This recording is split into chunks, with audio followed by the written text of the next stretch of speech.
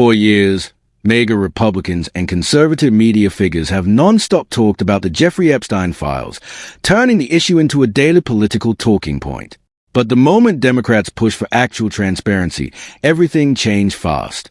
In this explosive Senate showdown, Democratic Senator Cory Booker confronted Republican Senator John Cornyn after Booker introduced a simple amendment demanding the release of the remaining Epstein files.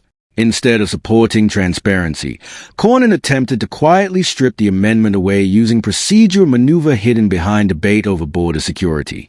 Booker immediately exposed the tactic in real time, leading to a heated clash on the Senate floor that left Republicans scrambling once they were forced to publicly take a position on the Epstein files.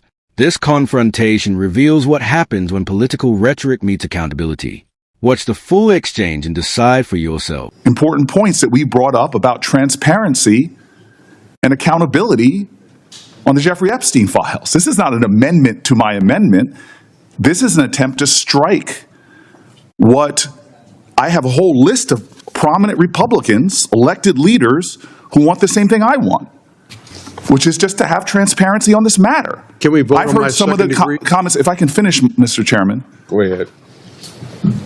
I have heard public statements by my Senate colleagues on both sides of the aisle. I've heard comments from Republicans on the House side and Democrats on the House side that we want transparency and accountability on a matter of public safety. Senator Cornyn said that Jeffrey Epstein's dead yet, but his victims are not. There are women who have horrific stories of vile violence that was committed against them. We have Pam Bondi, our Attorney General, who said that there is evidence, truckloads of it, as to these crimes, potential co-conspirators, potential others involved. How can we not want to just know what happened? Why are we trying to simply turn away from the highest law enforcement officers in the land, from our FBI director to our Attorney General, who spoke towards crimes committed and others involved in those crimes? Why are we considering an amendment that is hiding behind real immigration issues, but real intent is to strike a simple request for transparency, for accountability, that Republican voices all across the spectrum have been demanding from this president and this attorney general? So if Senator Cornyn is going to offer an amendment, I'm going to offer a third degree that simply strikes his first two lines. I'll vote on your immigration stuff that you so strongly stated that was the importance of this, but you hid the fact that you put here the real intention of your amendment. It has nothing to do with immigration. It says it right here in the first two lines. The real effort was just to not have accountability and transparency. What are you afraid of? Mr. Chairman, may I respond? Yeah, you may respond. I trust the Senate-confirmed Attorney General of the United States to make the proper legal analysis to determine what of the Jeffrey Epstein files can be released. Right. She was confirmed by the United States Senate as Chief Law Enforcement Officer of the United States. I trust her to make the right legal determination. But I would ask my colleague from New Jersey, you claim you care about the victims. Do you care about Tammy Nobles? Do you care about Marie Vega, the angel moms who lost their loved ones, their children, to the acts of an illegal alien who never should have been here in the first place? Do you care about them? Can I respond to the senator's question? Sir, I've known you for 14 years. You and I both care about victims of crime. And to suggest otherwise is stunning to me. Senator, if I may finish, sir, I allowed you to finish. I asked you a question. And I'm trying to I didn't make an accusation. Mr. Chairman, Mr. Chairman, answer the question. I should have allowed a time to respond to the senator's question. I did not interrupt him, and now he's interrupting me. Please. It is another violation of the decorum of this place. Go ahead, Senator Booker. Senator Cornyn, both you and I have spent our lives I know your record. I know your history. I know what you've done. I would never, ever question whether you care about the victims of a heinous crime. Mr. Chairman, please help me. You ask me if I care? Absolutely. Thank you. No, I'm not finished yet. Well, thank you for answering the question. Well, I'm going to answer the question in full. You are not sincere. Let me explain. Sir, he has put an amendment in. Would you allow trying me, to use the horrific nature Would you allow me as sponsor of this bill to Sir, explain? I will not pick a fight with Chuck Grassley in the same way that Chuck Grassley won't pick a fight with me. The reason for his amendment is because your amendment says that this bill that we're working on will not go into effect until we get all these records. And this bill is an opioid bill to help solve some of the drug problems in this country. And we ought to get it passed because it's a bipartisan bill and it's very badly needed. Sir, may I respond? Yes. So I said at the top of my comments, my frustrations, we've said it to your staff, we've said it to others, that when funds like this have been made available so far in the first 6 months, they're clawing back funds from my state. And that's unfair, and I would like to deal with those. We could deal with them. And given that, I am sticking to an amendment that is not controversial. Okay. I know it's not controversial, sir, because I've seen polling literally on Republican channels that the overwhelming majority of Republicans and Democrats want transparency and accountability. That the overwhelming majority of Americans has seen that one of these two things is lies. Is there truckloads full of evidence as to victims of crime not having justice? Have we been lied to? Who are we trying to protect? What are they trying to hide?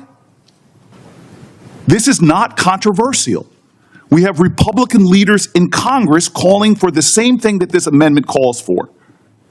And so for a second degree to be offered to mine, where you're using horrific crimes to hide the real intention of this, if this amendment is so important, just strike the first two lines that strikes my entire amendment. The intention of this is clear. It's to not give the American people accountability, transparency, and truth. That's what we as the Judiciary Committee should be seeking. So I offer a third-degree amendment, preserving every noble thing that the senator from Texas said he wanted. You can't offer a third-degree amendment. I can't offer a third degree. Then I ask that we strike the true intention of his amendment, the first two lines. At this stage, you can't offer a third-degree amendment. If there's some way for you to do that, I don't know what it is. May I respond? Yes. Briefly? Then we'll have a roll call vote, because I know you folks want to get votes on your amendment. I asked you to withdraw them, and you aren't withdrawing them. So Well, I just want to ask a question, Mr. Chairman.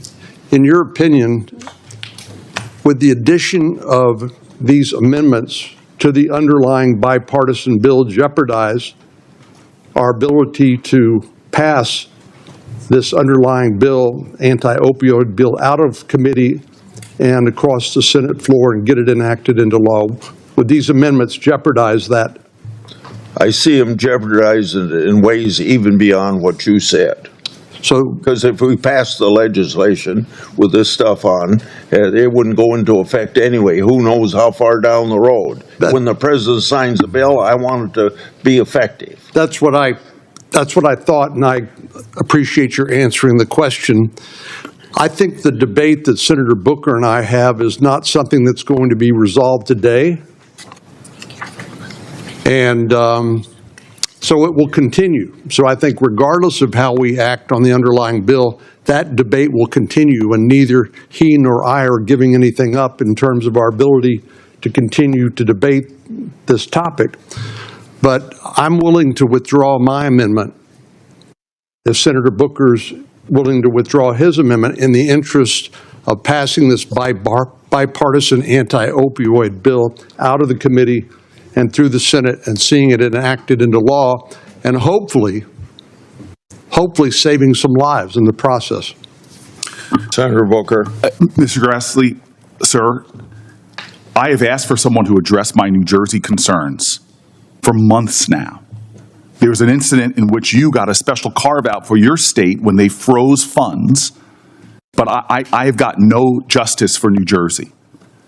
So if you want to postpone this and address my New Jersey concerns about the resources we are not getting, and I know you would do that with me in good faith, I would be happy in our next meeting, but right now I am sticking with my amendment. It'd be faster to address your concerns for New Jersey if you'd asked me to help you with the administration to get something done so you can get your money. Sir, I've got no, I'm not from you. Then if you do it through the legislative process, tell me that. Let me make a conversation with the White House on your issue. But I'm going to stick with my amendment until I get satisfaction on that. The clerk will call the roll. What are we voting on? I have no idea. On my amendment? No, we're voting. It's the second degree. Call the roll on the Cornyn amendment. Mr. Chairman, point of order. So his second degree, which had nothing to do with immigration, which was to conceal the Epstein file, Senator Cornyn's effort to conceal the Epstein files right here on 1 and 2 has now violated my amendment. There is no amendment anymore. It passed. That's right. That's right. And Cornyn is saying, yes, I did something to stop the American public from seeing the Epstein files. It renders my amendment moot. That was the intention of Senator Cornyn's amendment that he just passed, which was to conceal Chairman, I have to respond. Nothing we are voting on today is going to change any of the debate about the Epstein files. So your letter addresses their... Is that a debate will continue. That is not And if true. you don't acknowledge that, I just have to, I really question whether your amendment is actually in good faith or not, because nothing's going to change that. But, Mr. Chairman, my second degree amendment passed, which included striking the Senator Booker's amendment. I believe we've, committee's spoken. May I respond? He directly referenced me. May I respond? Mr. Chairman. Go ahead. So Mr. Cornyn claims that nothing about this would end debate. We're not seeking to end debate. We're seeking to pass legislation out of this committee that would force the disclosure and the transparency and the truth being made public. We had a chance today that Senator Cornyn blocked to make the truth known to the American public. We had the power today, the possibility today, to force out the truth regarding the Epstein files and the lies and the obfuscation that is happening by this administration. What Senator Cornyn did today was to block the truth about what's happening with the Department of Justice and the Epstein file. It is that on its plain truth, no matter how much he wants to try to dodge that truth. Mr. Chairman, I have to respond. Well, quickly, because I Graham will wants to respond speak. quickly.